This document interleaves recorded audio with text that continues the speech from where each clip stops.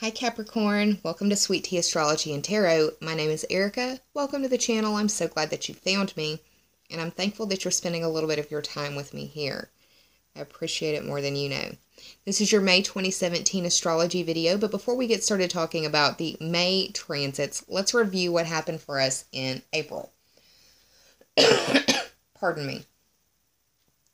So, April 2017, the themes that we encountered should have been something like reflecting on certain issues, revising certain issues in our world, reevaluating circumstances, and reconnecting with certain people from our past, those that we loved and those that we valued.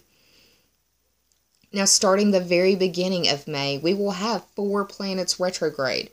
That's a that's a lot of planets retrograde. And during April, we had almost 5. There was a portion where Mercury was still direct, blah, blah, blah. But yeah, that's why everything was so contemplative and reflective and inward feeling in April.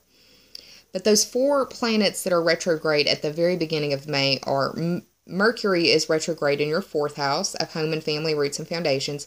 Jupiter is retrograde in your 10th house, dealing with your career, your status, reputation, and dealing with authority figures. It's also the house of destiny. Saturn is retrograde in the 12th house, dealing with secrets, secret enemies, dreams, the dream space. It's your limitations and self-undoing. It's also a karmic house.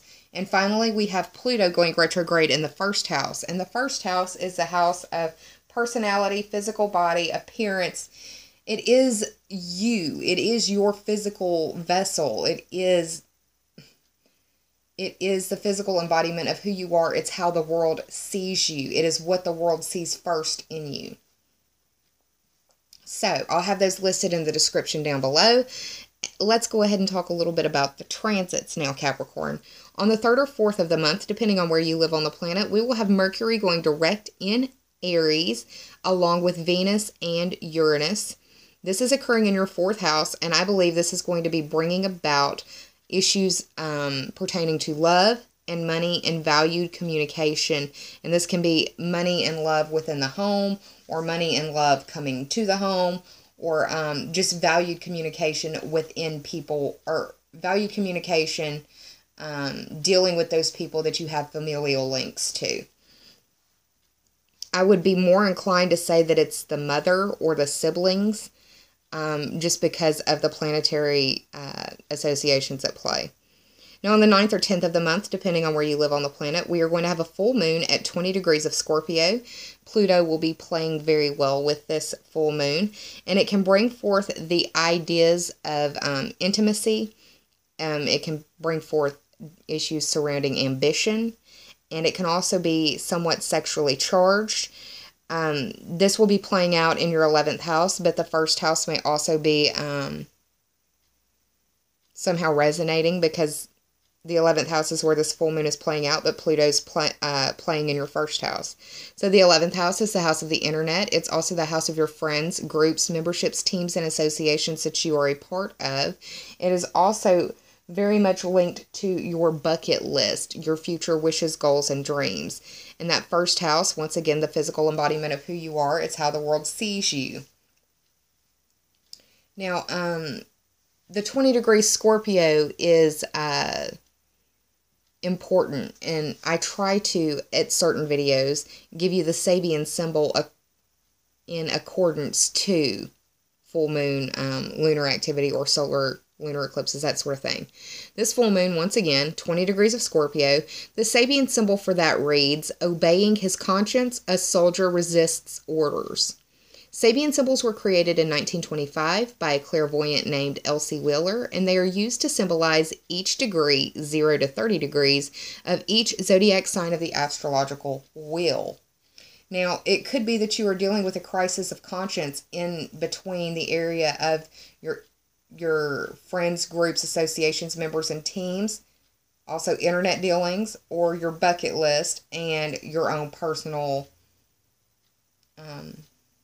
feelings now, your own personal beliefs, possibly. Now, on the 16th or 17th, we have Mercury going into Taurus, meeting up with the Sun. in your 5th house, where you should be starting to feel and see some real progress going on.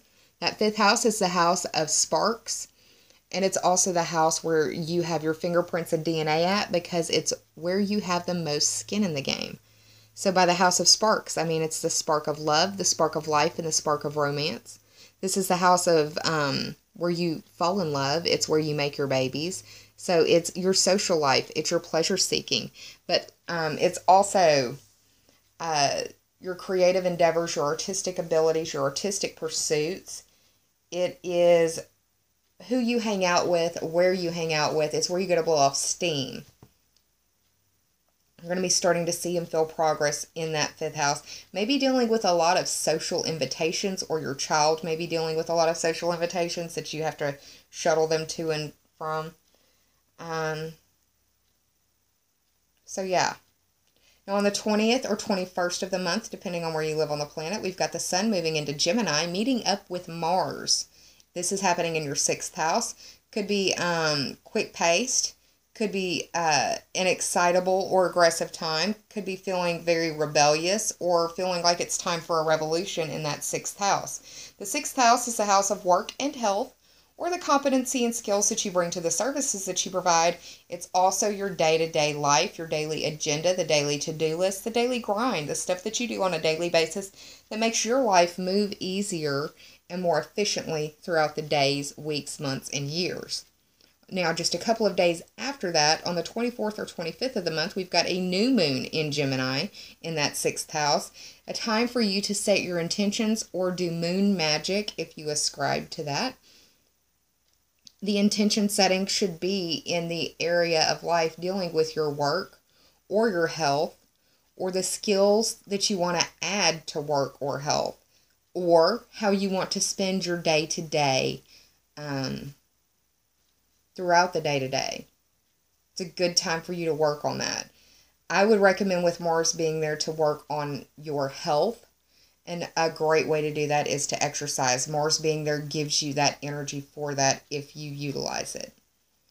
Now, one final aspect that I want to remind you of, or at least alert you to, is that we will be benefiting from a very fortuitous energy. It's beneficial. It's known for ease and compatibility and harmonious workings together, I suppose. We've got Saturn in Sagittarius trining Uranus in Aries. This is between your 12th house and your 4th house. Could be that you are dealing with, for some of you Capricorns that have lost a parent in the last, well, I won't even put a time frame on it. If you have lost a parent, sorry about that, my air conditioner just kicked on, so I'm going to get a little louder. If you lost a parent, you could be receiving messages from your parent in your dreams. It may not be a parent. It may be a grandparent. It may be somebody in your family line that you may not even know that you're related to. You may be finding out about secret family members as well. I know of a Capricorn rising that is actually dealing with this right now. She has a DNA kit that is out and should receive the results within the next week. So she definitely will be benefiting from this type of energy. But it could be that secrets dealing with the family are coming about. It could be where repression in the family is coming out. And a lot of the shocking part is going to be on that family. It's your home, your family, your roots, and your foundations is where the shocks will come from. The stability is being built in that 12th house. And that's where the secrets are. It may be a paternal secret that is coming out. It may be a fatherly secret that is coming out. It is a karmic house. So whatever it is that's going on is going to help make you a better person in the long run. So, Capricorn, that's what I see going on for you for the month of 2017. I'm going to cut it short because I'm sure it sounds really, really gnarly with that air conditioner running in the background. I appreciate you being here. Thank you so much for joining me. I love you. I hope May gives you beautiful, bright, bountiful blessings. I'll see you soon, and I'll have the tarot portion video linked to this video in the information bubble above. That will be coming out shortly. I'm sending you so much love. Please take care of yourself. Namaste and bye, y'all.